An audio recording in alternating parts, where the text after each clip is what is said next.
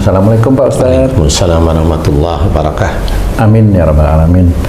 Nah Pak Ustadz, begini Pak Ustadz, kan dikatakan bahwa Al-Quran itu adalah syifa ya Pak Ustadz, sebagai obat itu. Itu sebenarnya yang bagaimana itu sebenarnya yang dikatakan obatnya itu yang mana itu Pak Ustadz? Ada juga Al-Qurannya dicelupin ke air, terus diminumin. apa itu maksudnya obatnya? Mungkin orang mengartikan seperti itu kali. Jadi yang bagaimana Pak Ustadz? Mohon penjelasan. Ya. Bismillahirrahmanirrahim. Assalamualaikum warahmatullahi wabarakatuh. Waalaikumsalam warahmatullahi wabarakatuh. Amin ya rabbal alamin. Memang Quran itu sifat. Semua ayat-ayat Quran itu sifat. Kalau paham, loh itu cerita Fir'aun itu sifat juga. Yang mana? Jangan tiru Fir'aun. Itu sifat. Cerita tentang orang-orang kafir, jangan tiru orang kafir, itu sifat. Oh, selama ini banyak orang mengartikan sifat itu obat buat orang yang sakit. Boleh, boleh. Ini kan masih awal aja. Sifat itu luas ya. Sifat itu luas. Nah, memang salah satunya ceritakan, ya ayyuhan nas qad ja'atkum mau'izatun mir rabbikum wa syifaa'un lima fis sudur wa huda wa rahmatul lil mu'minin. Salah satu ayat ini menceritakan, hai orang-orang, hai manusia, hai kamu sekalian manusia, telah datang kepadamu pelajaran dari Tuhanmu, yaitu Quran. Penyembuh, pengobat yang ada dalam hati, dalam dada. Dada itu ada hati, dan juga petunjuk dan rahmat bagi orang-orang yang beriman. Nah, dalam membahas ayat ini dan ayat-ayat sifat yang lain itu adalah yang kayak tadi. Loh, ceritanya Fir'aun, ya jangan kamu tiru Fir'aun. Nah, itu sifat. Sifat yang mana? Penyembuh yang mana nih? Penyembuh tidak masuk neraka. Penyembuh dari berbuat jahat. Penyembuh dari berbuat jahat, ya. Kemudian yang mana? Banyak ayat-ayat yang umpamanya kita disuruh lintalahum, lemah lembutlah kamu kepada mereka. Apakah itu sifat? Itu sifat. Gimana orang lemah lembut kok sifat? Orang lemah lembut itu kalau dijalankan terus menerus berarti nanti insya Allah mulutnya itu tertib, selalu bicara itu manfaat, tidak menyinggung orang lain. Dia bicara niatnya hanya lillahi ta'ala, dia hanya memberikan manfaat, dan manfaat, tidak menyinggung orang lain. Apapun orangnya, walaupun dia seorang Islam maupun dia bukan orang Islam, dia selalu lemah lembut. Seperti itu. Itu sifat. Paling tidak itu dia tidak sariawan.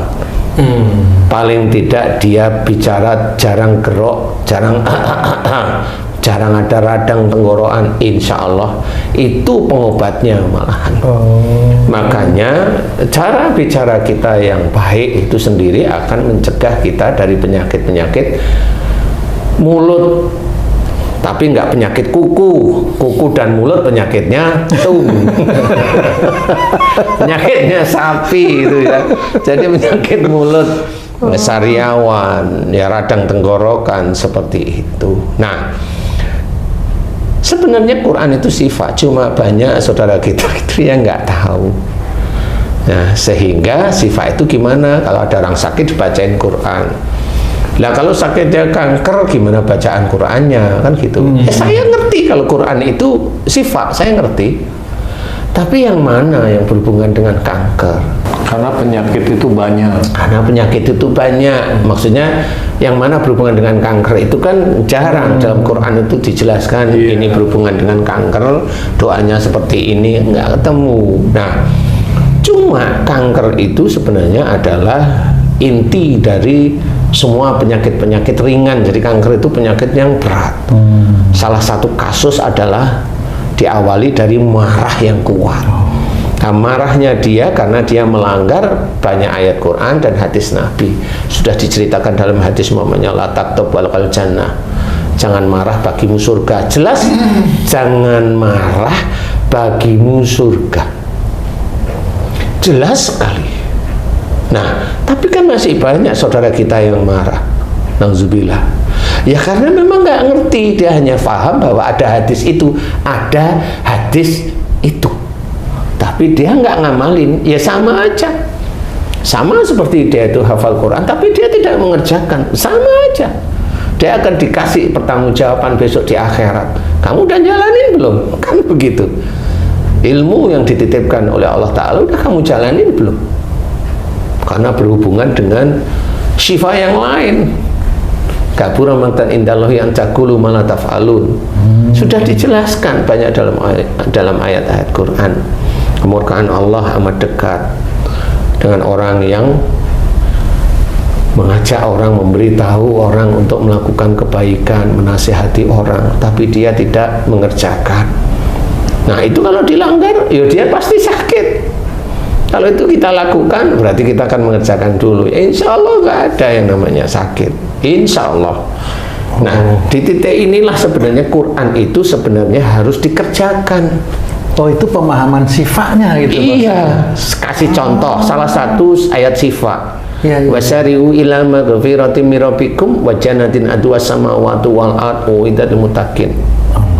Nah, ini kan diketahui, bersegeralah kamu ke dalam ampunan Allah. Nah, surga yang seluas langit dan bumi diperuntukkan bagi orang yang bertakwa. Kalau kita melihat di sini sebenarnya ada urutan. Allah menyuruh seseorang bersegera ke dalam ampunan Allah itu berarti tahu kesalahannya. Bersegera itu berarti tahu dia sudah. Bersegeralah kamu ke dalam ampunan Allah, tahu dia salah, kemudian taubat. Diceritakan oleh Allah Ta'ala, ya, surga yang seluas langit dan bumi diperuntukkan bagi orang yang bertakwa. Berarti sebenarnya ini ada hubungan antara orang yang mohon ampun dengan takwa. Jadi orang yang senantiasa mohon ampun dengan tulus kepada Allah Ta'ala, taubat, tidak melakukan lagi, itu kalau kita sering namakan tobatan nasuha, dia tidak melakukan lagi dan benar-benar di titik inilah insya Allah dia salah satunya masuk ke ranah takwa, walaupun dari sisi mohon ampun. Jadi jangan dianggap remeh, wong ngobatin orang sakit kok mohon ampun. Nah kalau dia seorang Islam, kafir dia kafir, dia nggak ngerti dia bahwa mohon ampun itu unsur takwa. Sama seperti sholat itu unsurnya juga takwa. Membayar zakat itu juga takwa. Sedekah itu juga takwa. Hormat kepada orang tua juga takwa. Mengerjakan sunnah-sunnah Rasulullah itu juga takwa. Itu sebenarnya menjadi sifat. Jadi jangan dianggap remeh. Nah, sifat yang ada dalam Quran itu banyak sebenarnya. Sangat banyak sekali. Nah, kalau orang sakit itu kan memang berhubungan. Contoh pusing, di mana pusingnya? Kepala. Mana ada pusing di lutut? Kan nggak ada. Kalau pusing di kepala berarti dia banyak mikirin sesuatu yang tidak benar. Atau dia pusingnya gara-gara merasa dia benar yang dia pikirkan. Ya ada memang. Nah, kenapa? Sesek di dadanya. Momennya dia sesek, kenapa? Dia sering menyimpan marah. Tanyain aja nanti kan insya Allah benar, karena sesek di dada di sini. Sering menyimpan marah. Tinggal lihat umurmu berapa. Umurku baru 25. Dia nyimpan marah sama orang tua. Tanyain aja. Kamu sering nyimpan marah dengan ibumu apa bapakmu? Nanti jawab kok dia. Sama ibuku lah. Kenapa? Ibuku sering beda-bedain aku sama saudaraku. Loh kan nyimpan marah. Nah, kalau sudah tahu gitu sifatnya gimana? Ya mohon ampun kepada Allah dan kamu juga minta maaf pada ibumu. Jangan suuzon bahwa ibumu itu membeda-bedain kamu. Itu kan cara-cara Allah yang sudah ditulis, diceritakan dalam Quran dan juga dianjurkan oleh Rasulullah bagaimana kita itu bertobat. Kan begitu. Itu sifat namanya.